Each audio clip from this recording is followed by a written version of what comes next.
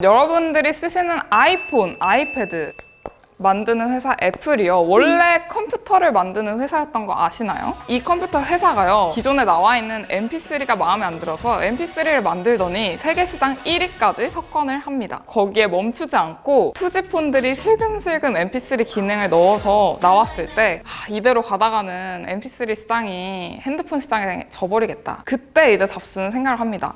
우리가 핸드폰도 만들어야겠다. iPhone. Today, Apple is going to reinvent the phone. 애플에서 만든 최초의 핸드폰이 아이폰이 아니란 거 아시나요? 모토로라와 손을 잡고 합작을 해서 낸 이 아이가 애플에서 만든 최초의 핸드폰입니다. 근데요, 생각보다 사람들의 반응은 싸늘했어요. 잡스의 자존심에 스크래치가 나서였을까요? 아이폰, 지금의 WWDC와 같은 맥월드에서 최초로 공개합니다. Slide it across. Right? You want to see that again? 당시에 사람들은 사실 이런 폰을 예상했거든요. 지금은 너무나 당연한 이 형태가 그 당시에는 얼마나 센세이셔널 했냐면요. 아이폰 출시일에 사람들이 줄을 서기 시작하고요. 결혼 반지 대신에 심지어 아이폰을 받고 기뻐하기도 했습니다. 누구나 갖고 싶은 폰이었고 그야말로 혁신이었죠. 정전식 터치에 멀티 터치까지 가능했으니 이런 폰들을 쓰던 시절에 얼마나 신기했겠어요. 하지만 사진에 보이듯이 깔려진 어플만 사용할 수 있었고요. 1년 후에 두 번째 아이폰이 세상에 나오게 되는데요. 지적받았었던 높은 가격을 반값으로 낮추고 느린 2G 통신망을 3G 통신망으로 바꾸게 됩니다. 그래서 아이폰 2가 아니라 아이폰 3G라는 공식 명칭을 갖게 됩니다. 제 주변에 있는 많은 친구들이 개발자를 준비하고 있거든요. 앱을 만드는 이 개발자, 생기게 된 계기라고도 볼 수 있겠는데요. 아이폰 OS2로 업그레이드가 되면서 어플을 개인이 사고 팔 수 있는 앱스토어가 생겼는데요. 알림 상태를 확인할 수 있는 알림바가 생겼고 사진의 위치가 기록되는 지오태깅이 가능하게 됩니다. 1세대와 전면이 흡사해 보이지만 두께가 조금 두꺼워지고 후면이 플라스틱으로 바뀌면서 매끈해졌습니다.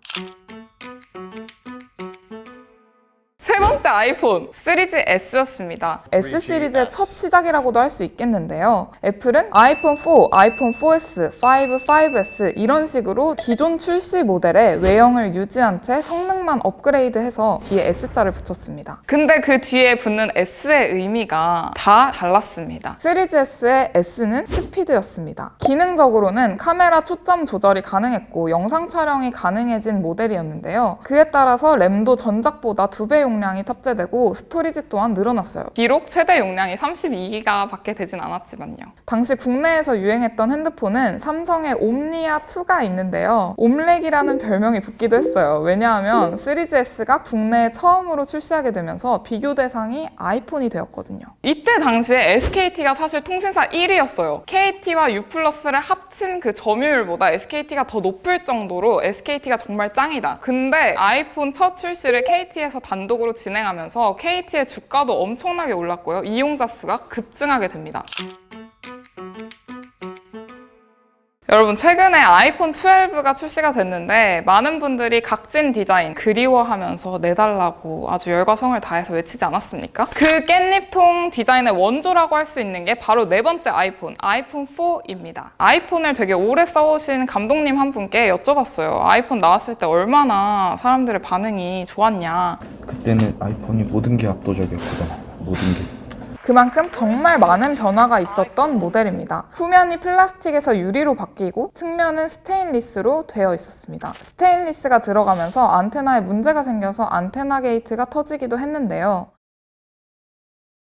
램이 2배가 탑재가 되고 전면 카메라가 생겼습니다. 아이폰 하면 디스플레이다 라는 말이 레티나 디스플레이 때문인데 아이폰 4에 처음으로 레티나 디스플레이가 탑재됩니다. 그래서 사람들에게 많은 인기를 끌었는데 어느 정도였냐면 하루에 발매하자마자 160만 대가 팔리고요. 우리나라에서도 인기가 많아서 2차 사전 예약까지 있었습니다. 생산 문제로 처음에는 블랙 컬러, 후에는 화이트 컬러가 출시됩니다. 여기서 재밌는 점은 전작까지는 삼성의 칩셋을 썼는데 아이폰 4부터 자사 칩셋인 A 칩셋을 넣기 시작했다는 거예요. 삼성이 갤럭시 S 시리즈를 스마트폰 시장에 성공시키면서 아이폰의 유일한 경쟁작이다라는 평을 받는데요. 이때부터 두 회사 간의 소리 없는 전쟁이 시작됩니다. 실제로 국내 시장을 견제하지 않던 콧대 높은 애플이 굳이 갤럭시 S2 출시 날짜에 맞춰서 아이폰 4 화이트를 출시한 걸 보면 눈치 게임을 엄청 했다는 걸 알 수 있어요. 4 다음 뭘까요? 4S겠죠? 다섯 번째 아이폰은요 4S였습니다. 여기서 S의 의미는요 시리였는데요. 시리야. 전작에서 문제됐던 안테나를 개선시키고 인공지능 비서 시리 기능이 탑재된 건데요. Here's the weather for today. Again. 점점 대화면을 추구하는 이 스마트폰 시장에서 잡스는 끝까지 인체공학적인 설계, 이 한 손 안에서 모든 게 조작이 가능해야 한다. 이 그의 철학 때문에 3.5인치 화면을 키우지 않고 그대로 고수합니다. 아이폰 4로 영화 촬영도 가능하다. 아이폰 4 영화제가 있을 정도였어요. 심지어 유명한 박찬욱 감독님의 영화도 여기에 출품되기도 합니다. 이때 똑딱이 카메라라고 해서 디카가 유행하던 시절인데 디카보다는 아이폰이 낫다라는 말이 나왔을 정도고요. 레티나 디스플레이로 극찬을 받고 앱스토어 시장이 활발해지면서 아이폰은 PSP, 닌텐도와 같은 게임기 시장도 위협하기 시작합니다. LTE가 처음 적용된 모델이 아이폰 5입니다. 점점 커지는 디스플레이에 결국 애플도 못 이기고 4인치 화면을 택합니다. 16대 9 비율을 채택하기도 했는데 일각에서는 앞으로 점점 위로 길어지는 것이 아니냐라는 조롱을 받기도 했어요. 뒤에 카메라를 보면 옆에 이 작은 점이 마이크인데 바깥 소리를 제어해주는 역할을 하면서 동영상 기능을 강화시킵니다. 램도 1기가를 탑재하면서 전면 카메라도 120만 화소를 지원하는데요. 컬러는 두 가지로 출시가 되었고요. 화이트, 실버와 블랙으로 출시가 됩니다. 라이트닝 포트로 바뀌게 되고요. 이때는 몰랐겠죠. 2020년도에도 라이트닝 포트를 쓰게 될 줄. 시리즈의 S는 스피드, 4의 S는 시리, 5S 모델은 어떤 S의 의미를 가졌을까요? 바로 Security입니다. 애플이 얼마나 섬세하고 완벽주의자 성향을 보였냐면요. 5와 대문자 S자가 비슷하다고 해서 헷갈릴까봐 정식 명칭을 5 소문자 S로 바꿉니다. 이때부터요. 5S S가 Security인 만큼 홈버튼 지문 인식이 들어갔습니다. 휴대폰 잠금을 지문으로 연다? 디자인이 별로 바뀌지 않았어도 사람들의 구매욕을 불러일으킬 만큼 센세이셔널했습니다. 게다가 처음으로 골드 컬러를 출시하게 되고요. 이때 우리나라에서도 골드 컬러가 새로 나와서 그런지 불티나게 팔렸어요. 애플은요 절대 화려한 컬러를 내지 않았어요. 처음으로 알록달록한 컬러를 출시한 게 이 5S와 동시에 공개한 5C입니다. C는 컬러풀의 약자인데요. 이게 해외에서는요 좀 가격이 쌌기 때문에 판매량이 되게 높았는데 우리나라에서는 애플식 환율을 적용했을 때 그렇게 큰 메리트가 없었기 때문에 잘 팔리지 않았습니다.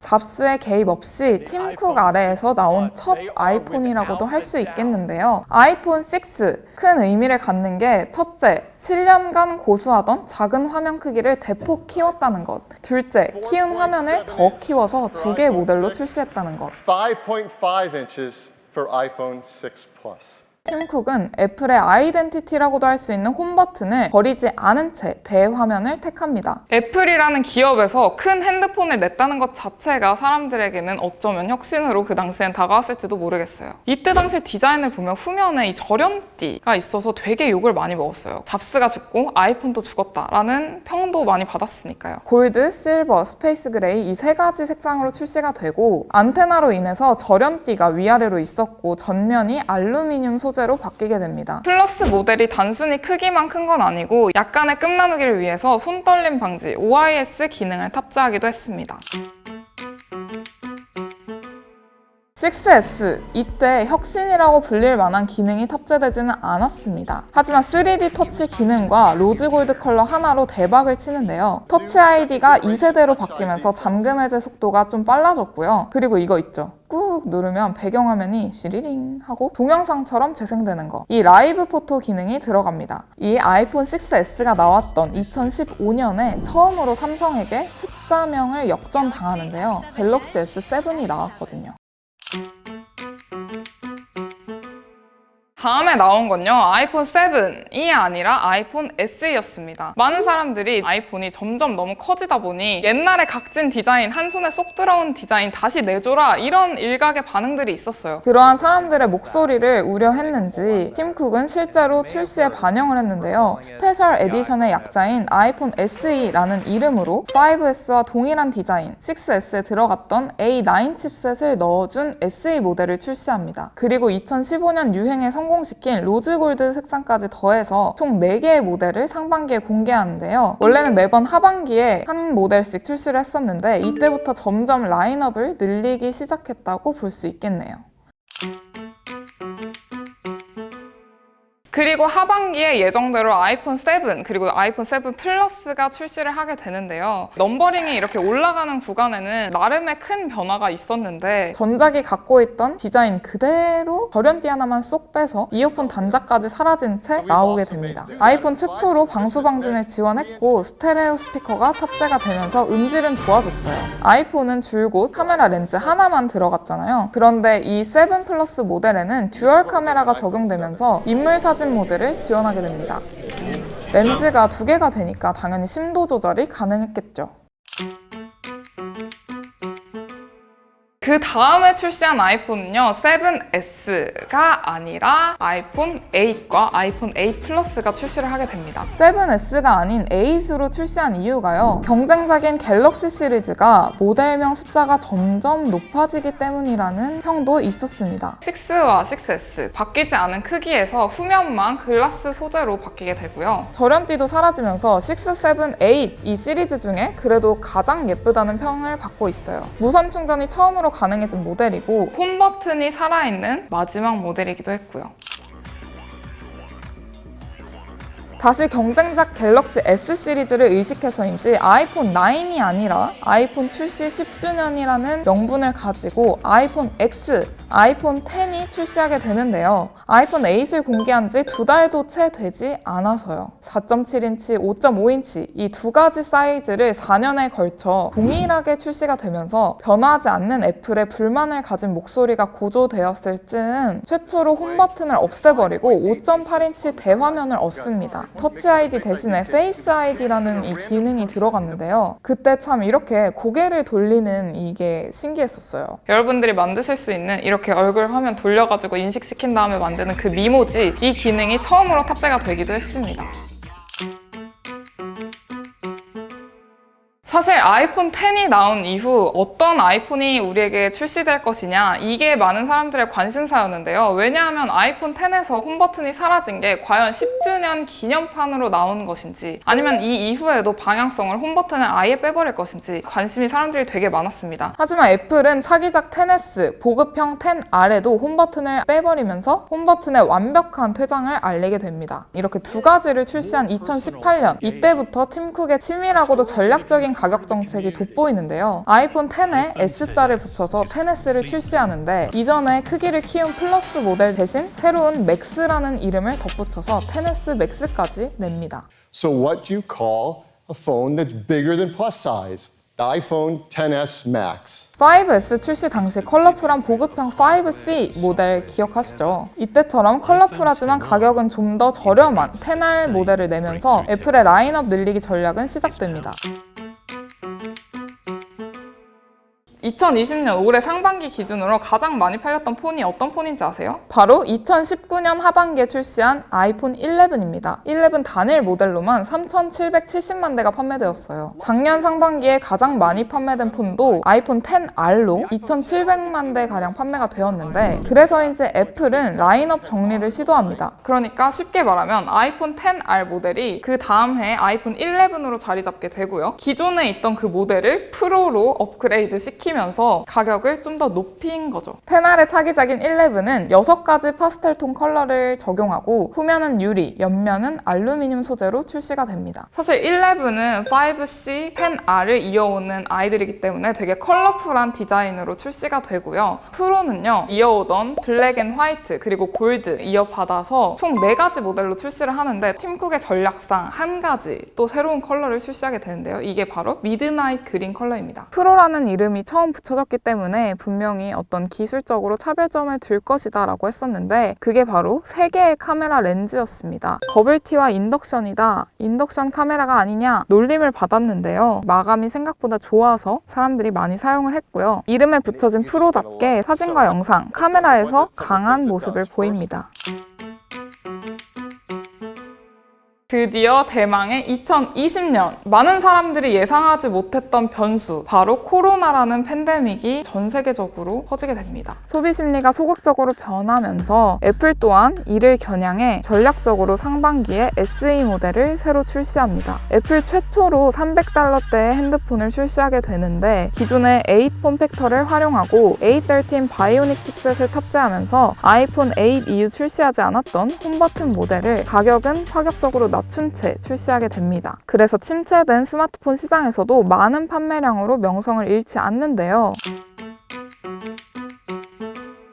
그리고 이번에 출시한 모델, 역대급으로 애플이 많은 라인업을 갖추고 출시를 하게 됐는데요. 일반 모델 2종과 프로 모델 2종, 총 4종을 출시하게 됩니다. 애플이 워낙 폐쇄적이고 자신들만의 철학과 신념을 고수하는 그런 이미지가 있었는데 올해는요, 우리들의 목소리에 귀를 기울여줬습니다. 바로 각진 깻잎통 디자인을 다시 적용했다는 점 때문에 그런 말들이 나왔는데요. 화면이 점점 커지고 가격은 비싸지는 스마트폰 시장에서 작고 가볍고 비교적 저렴한 모델 미니부터 비싸지만 화면이 크고 성능이 정말 프로라는 이름만큼 좋게 갖춰준 프로 맥스 모델까지 다양한 수요를 4가지 모델로 충족시켜줬습니다. 애플에서 꾸준히 사용자 환경에 신경을 쓰면서 생태계 조성과 오랫동안 그 기기를 사용할 수 있도록 사후 지원을 4년에서 5년가량 해준다는 것을 보면 세심하게 핸드폰을 내고 우리를 지켜보고 있다고 말씀드릴 수 있겠습니다. 네, 여러분, 이렇게 아이폰의 역사를 연도별로 한번 되짚어 봤는데요. 우리는 그냥 아무 생각 없이 샀을 수도 있지만 애플은 다 계획이 있었다. MBTI로 치면 거의 J에 가까운 급이다 라고 말씀드릴 수 있겠는데 이와 동시에 국내 기업인 삼성은 또 얼마나 센세이셔널한 저의 폰 갤럭시 Z 플립 같은 이런 접히는 핸드폰을 만들지 않았습니까? 우리가 핸드폰을 사용하기 전에 이 기업의 스토리와 철학을 알면 미래를 볼 수 있다고 생각을 하기 때문에 과거를 알아야 미래가 보인다. 역사 시리즈를 오늘부터 시작을 했으니까요. 우리 앞으로 역사를 알아봅시다. 다음은 갤럭시 역사를 시작할 테니까요. 좋아요와 구독, 알림 설정까지 부탁드리도록 할게요.